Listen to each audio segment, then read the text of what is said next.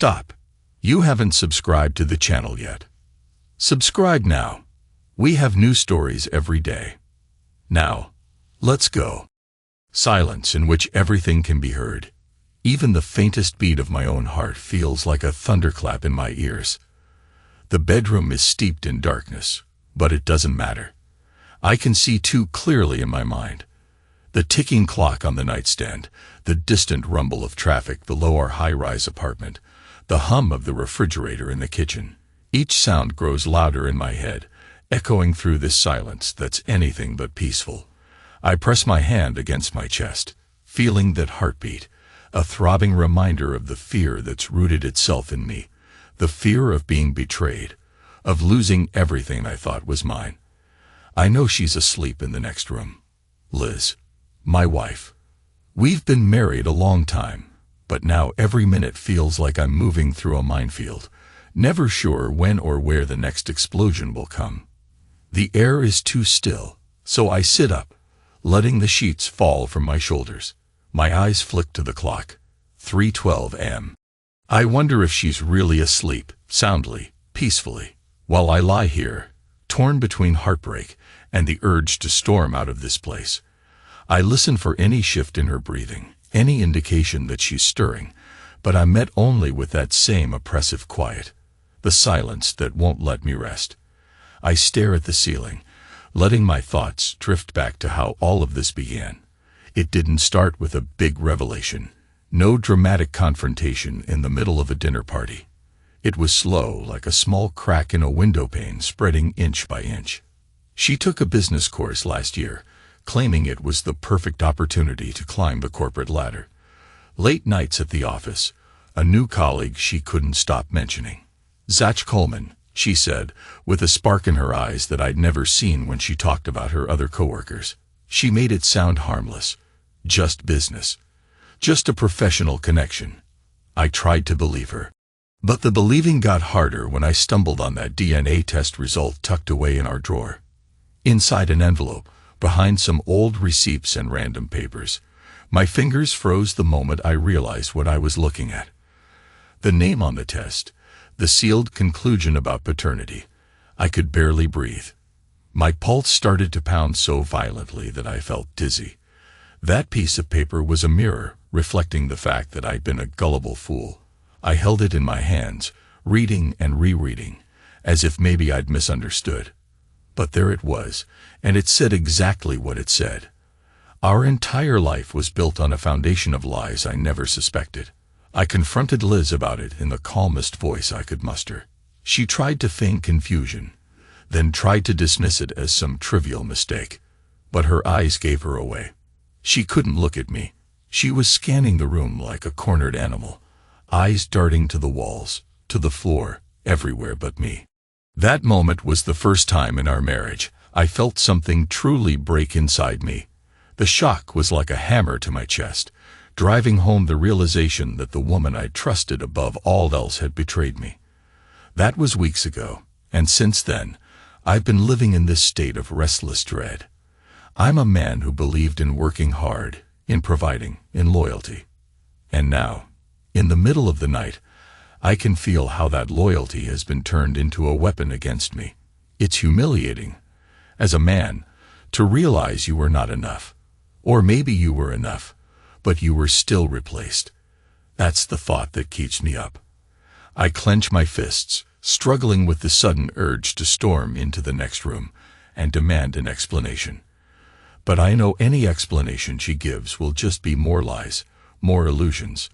Instead, I try to breathe, ignoring the dryness in my mouth, ignoring the sweat gathering at the back of my neck.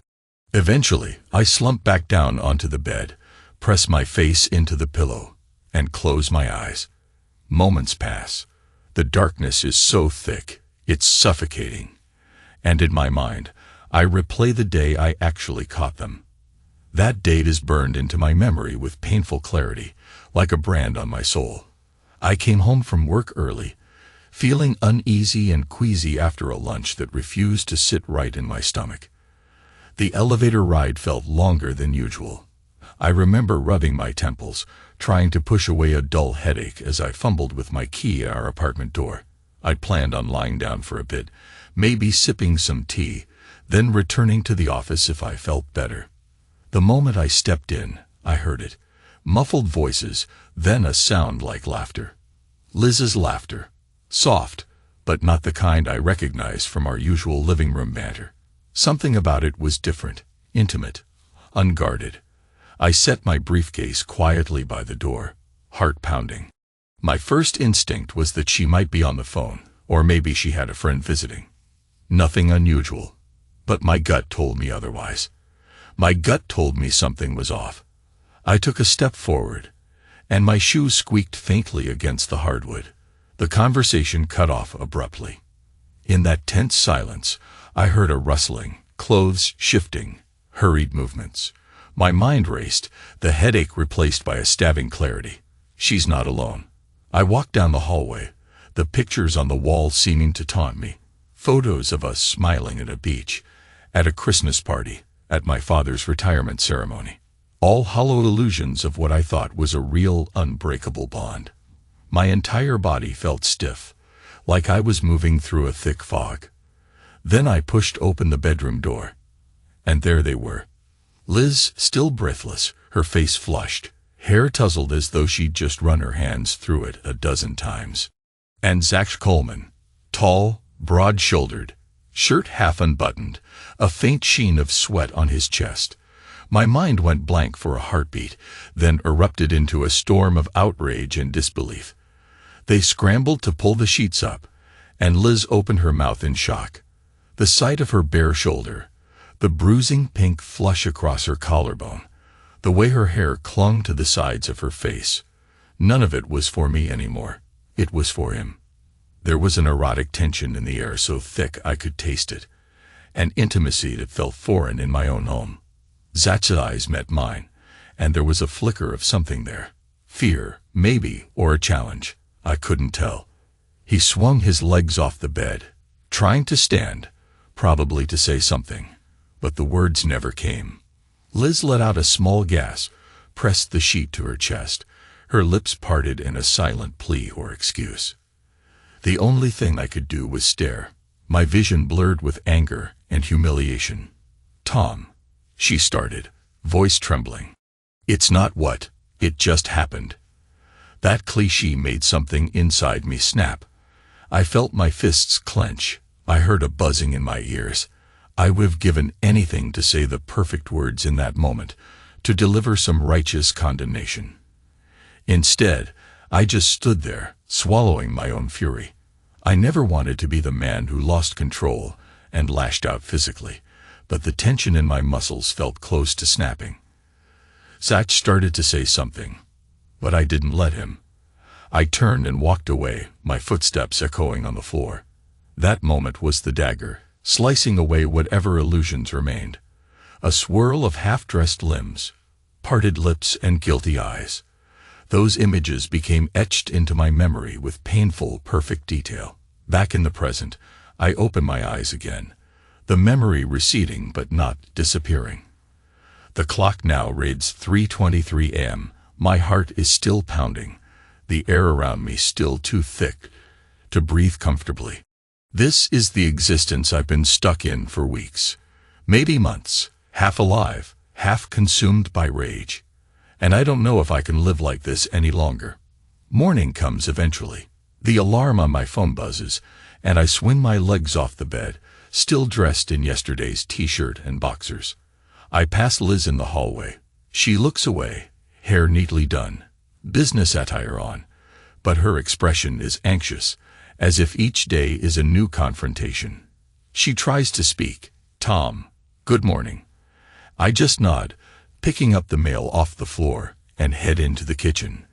The kettle sits on the stove, and I set it to boil for coffee, though I'm not sure my stomach can handle it. The light above the sink flickers for a moment, then steadies. Liz lingers near the kitchen door.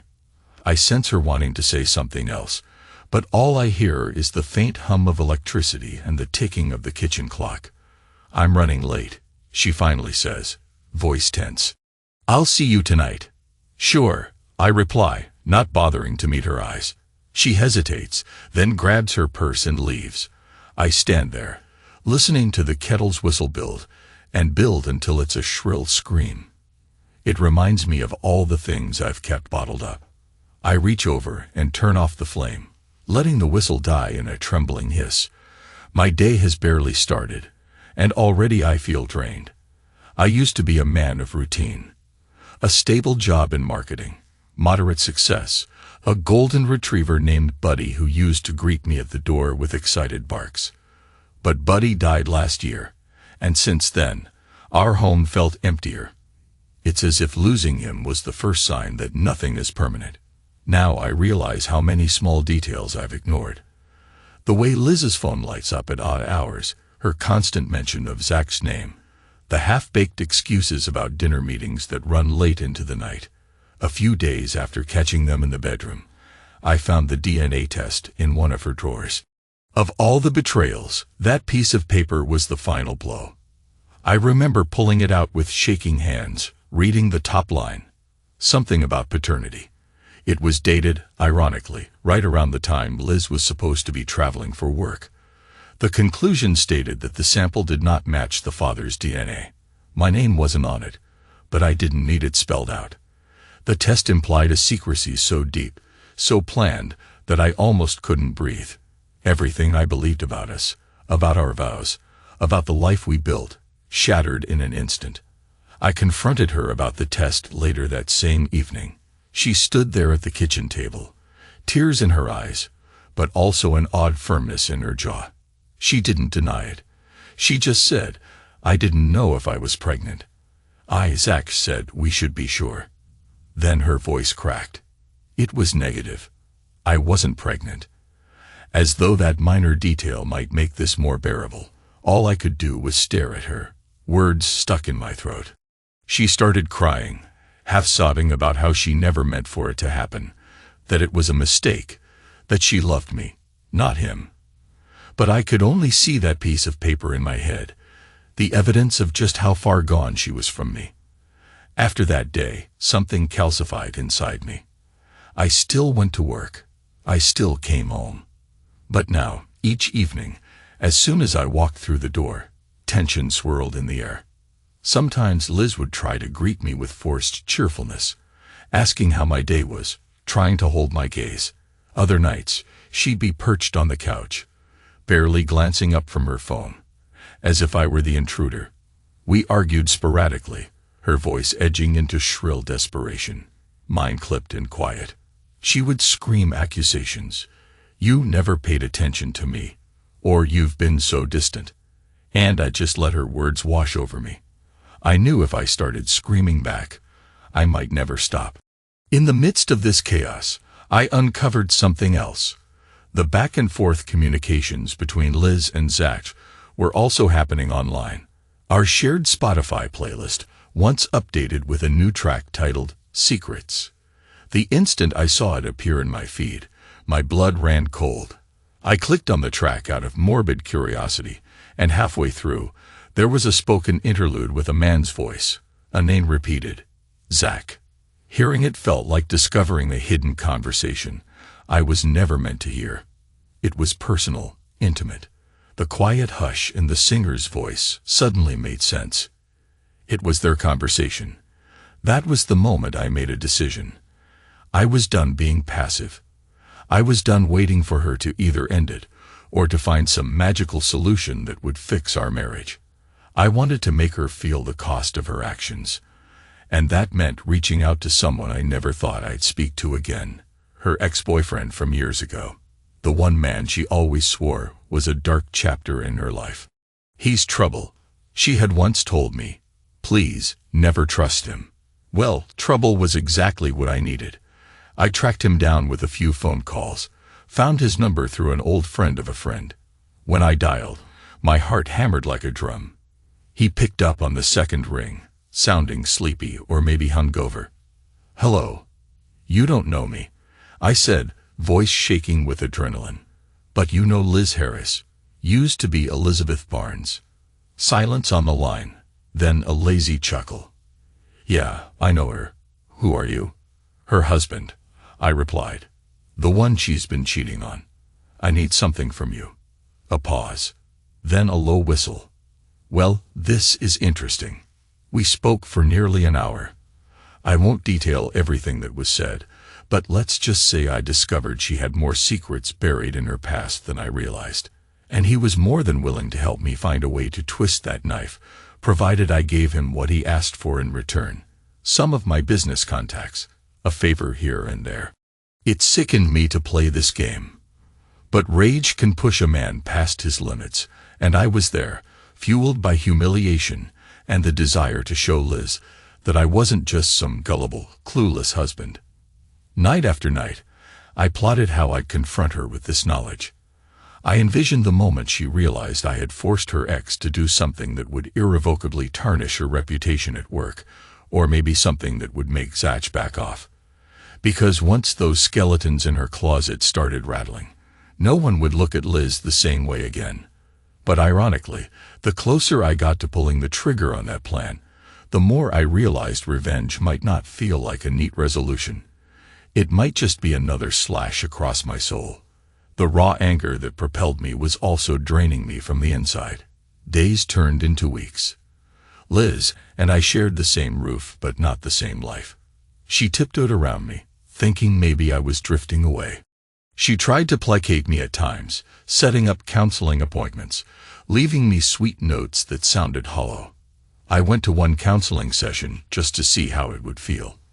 I ended up walking out halfway through. The counselor kept asking about communication strategies and underlying emotional triggers. All I could think was that Liz had ruined our marriage in a sweaty entanglement with another man, and no therapy jargon was going to fix that. Then came the day I learned Zach had no intention of stepping aside. I was sitting in my car outside her office building. A foolish, jealous stakeout that I never imagined I'd stoop to. But there I was, peering through the windshield, hands shaking on the steering wheel. Zach walked out with Liz around 7 p.m. She was laughing at something he said, her body leaning closer to his than it ever did to me these days. They didn't kiss, at least not right there in front of the building. But the closeness, the familiarity, was unmistakable. My stomach churned. That was the moment I realized I had to finish this. I had to pull the lever on my plan. I dialed her ex, words curt and direct. "Do it," I told him, heart pounding. "Do it now." He laughed softly on the other end. "You got it. She'll regret every minute she ever heard you." A dark part of me relished hearing that. Another part felt sick, like I was handing a loaded gun to someone I barely trusted. That evening, Liz got home late again. I was waiting in the living room, lights dimmed, a single lamp glowing in the corner. The clock on the wall ticked loudly, each second scraping at my nerves. A cold cup of coffee sat on the table beside me, untouched for hours. She walked in, tossed her keys in the bowl, and paused at the threshold, noticing me. Her eyes flickered with caution. "Tom," she said, "why are you sitting in the dark?" I didn't move, didn't blink. "We need to talk." She set her purse down gingerly. "Okay," she replied, voice trembling. "About what?" "Everything," I said, my tone ice cold. "About how you've lied to me. Cheated. About the tests, the nights spent with Zach." I stood, crossing the room until we were just a foot apart. The overhead light flickered once, and for a split second, I saw fear in her eyes. She put a hand to her forehead. "Tom, I told you I was sorry. I told you it was a mistake." I cut her off with a sneer. "A mistake you're still making. Don't insult me by calling it that." Her mouth opened, but she didn't speak at first. Then, in a burst of frustration, she screamed, "You've been so cold. You pushed me away. You?" She stopped, tears welling up. "Don't stand there judging me like you're perfect. You barely touched me for months. You have no idea what it's been like." I let her words hit me, not flinching. In that moment, I felt a wave of pity, followed by rage, then a surprising numbness. "Liz," I said quietly, "it doesn't matter anymore.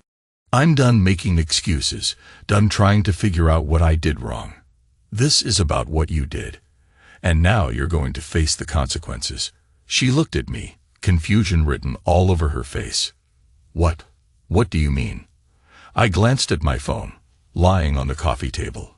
You'll find out soon, I said, voice hollow. Remember your ex? The one you told me was so dangerous, so unpredictable. I spoke with him. She let out a gasp, her hands flying to her mouth. What did you do, Tom? Me? My laugh was harsh. I just let the truth out. That's all.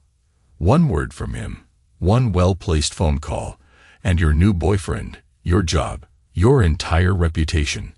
I shrugged. They'll all learn exactly who you are. Everything you hid. You'd be amazed how eager some people are to talk when you give them the right incentive. She started trembling, tears rolling down her cheeks. You're trying to destroy me. Her voice was disbelieving, shaky. No, I said, surprising myself with how calm I sounded. I'm giving you a taste of the game you played. There's a cost to betraying someone who loved you. Liz's tears turned into sobs, and she sank onto the couch, pressing her face into her hands. The sight almost broke me. Almost.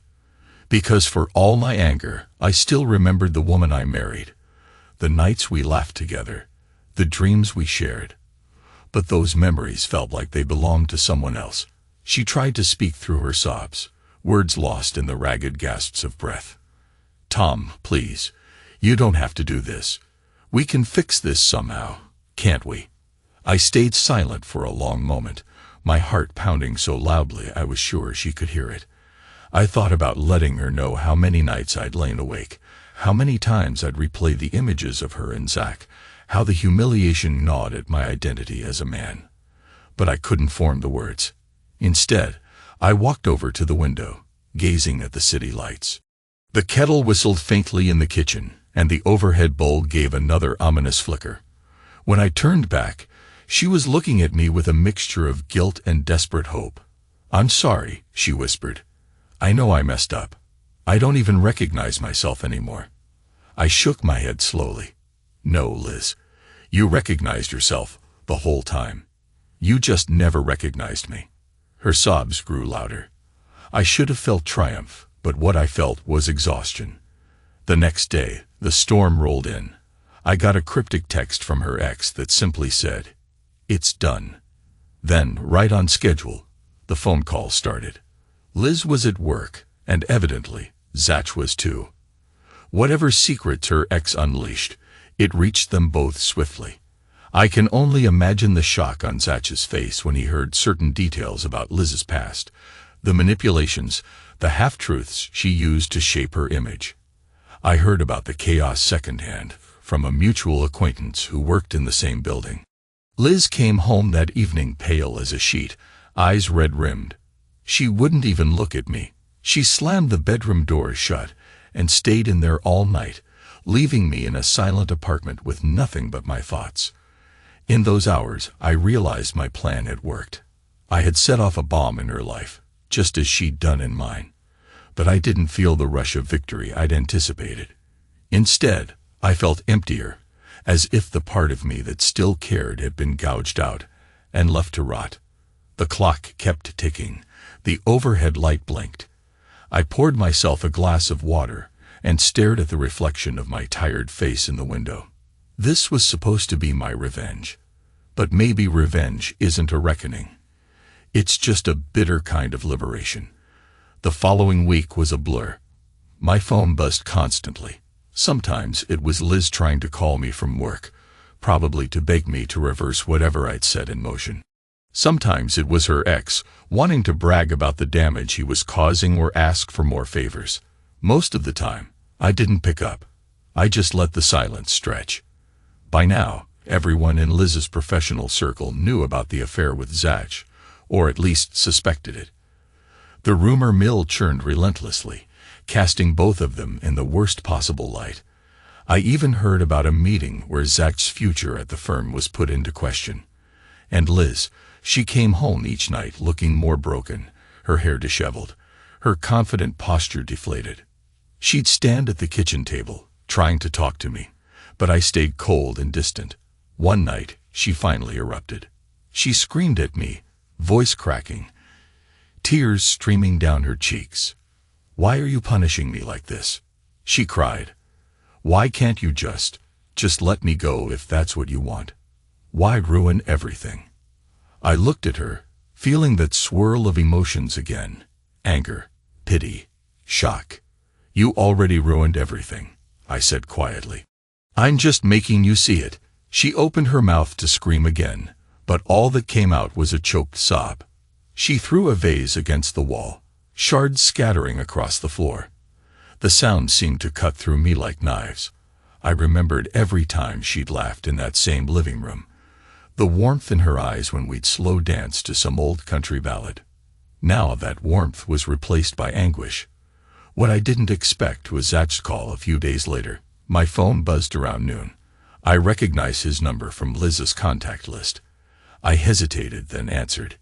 He greeted me in a voice that sounded drained of all that cocky confidence. "Tom, I need to talk to you." "Funny," I said, gripping the phone. "I don't recall us having anything to talk about." He let out a long sigh. "Listen, I get why you did this. But do you really have to take it this far? Liz's ex is borderline unhinged. He's calling my firm, telling them I messed with some financial documents I never touched. People are looking at me like I'm a criminal. Liz is losing her mind. Isn't this enough for you?" A bitter laugh bubbled in my throat. "Enough? You slept with my wife. You helped her tear apart the life I built. You tell me when it's enough." He was silent for a moment, then said quietly, "I'm sorry. I never meant to destroy your marriage." A flash of anger coursed through me. "You still did. You know what?" he replied, voice subdued. "I understand your anger, but think about Liz. Yeah, she hurt you, but was she worth absolutely nothing to you? Did you ever love her?" That question hung in the air like a guillotine blade. Before I could answer, he hung up.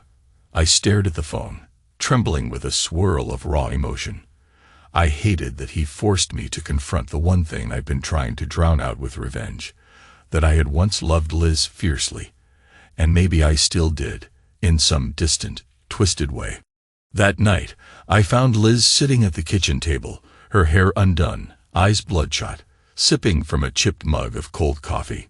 She looked like a shadow of the woman I married, defeated, uncertain, full of regret. I pulled out a chair across from her. We stared at each other for a moment, the clock ticking in the background. "Liz," I said, my voice raw, "do you even understand what you've done?" She shook her head slowly, tears sliding down her cheeks. "I didn't plan it. Zach made me feel alive. But I never wanted this disaster. I swear." I rubbed my temples, feeling a spark of pity, followed by that wave of anger. "Too late for that," I muttered. Then I took a breath. "What do you want now?" She looked me in the eye for once. No more hiding. "I want a chance to fix this," she whispered. "I don't know if it's possible, but I can't live like this, Tom. She closed her eyes, her voice trembling. "We made vows, and I broke them. I know that. But I'm asking, no, I'm begging, for a chance to start over somehow." A bitter taste filled my mouth. "You want me to just forget everything?" She shook her head. "No. I just want to find a way back before all of this. To the woman I was before I messed it up. To the man you were before you were so broken." I snorted, the laugh humorless. "There's no going back, Liz. That's gone." Silence settled. We listened to the hum of the fridge, the quiet drip of the faucet. I thought about all the nights I'd lain awake in fear, about the taste of betrayal I couldn't wash out of my mouth, about the frantic phone calls I'd made to her ex. My plan had rolled out perfectly, and in doing so, it revealed just how hollow victory could feel. Days later, a final confrontation arrived. Liz tried one last time to talk to Zach, probably to salvage whatever their twisted relationship was, but I heard from a friend in the building that Zach quit abruptly and left town. Rumors said he was running from both corporate legal pressure and from the chaos Liz's ex had unleashed. In a single swoop, she lost him and lost her sense of security at work. Promotions that once seemed certain vanished. She walked into our apartment that evening, a single suitcase rolling behind her. "I'm leaving for a while," she said, voice tired. "I'm not sure where yet. Maybe back to California to see my parents. Everything's a mess, Tom. I can't face it all here." I glanced at the suitcase, then at her weary expression. A million words swirled in my head, but all I managed was a nod. She swallowed hard, tears gathering at the corners of her eyes. "So that's it. You're just gonna let me go without a fight." "Fight?" I said, almost in a whisper. "I've been fighting. Maybe not the way you wanted me to, but I fought. And I lost as much as you did." She opened her mouth as if to argue, but no words came out. Instead, she just looked around the apartment, her gaze lingering on the photographs still hanging on the walls, the furniture we picked up together, the intangible pieces of a life we once shared. Her tears overflowed, and she sniffed loudly. "I'm sorry," she said, a trembling whisper. "God, I'm so sorry." My chest felt tight. Anger still simmered under the surface, but a strange calm had settled over me, like a man who's already seen the worst. "I know," I said quietly. Liz stepped toward me. "Tom, please, can we at least say a real goodbye?" For a moment, all I wanted was to hold her, to comfort her, to chase away the ghosts we'd unleashed. But the memory of her with Zach, the DNA test, the nights of humiliation were too vivid. "Goodbye," I said, my voice cracking. "I hope you find whatever it is you're looking for." She started sobbing in earnest. I stood there, rigid, tears threatening but refusing to fall. After a moment, she turned and dragged her suitcase to the door. She paused once, glancing back. "Take care of yourself," she whispered, then disappeared into the hallway. The door clicked shut, leaving me alone in the quiet, a quiet that was both suffocating and strangely liberating. The next week passed in a blur of mechanical actions. Wake up, shower, go to work, come home to an empty apartment. The place felt lifeless, but at least it wasn't filled with tension. I canceled the arrangement with her ex, telling him there was nothing more to do.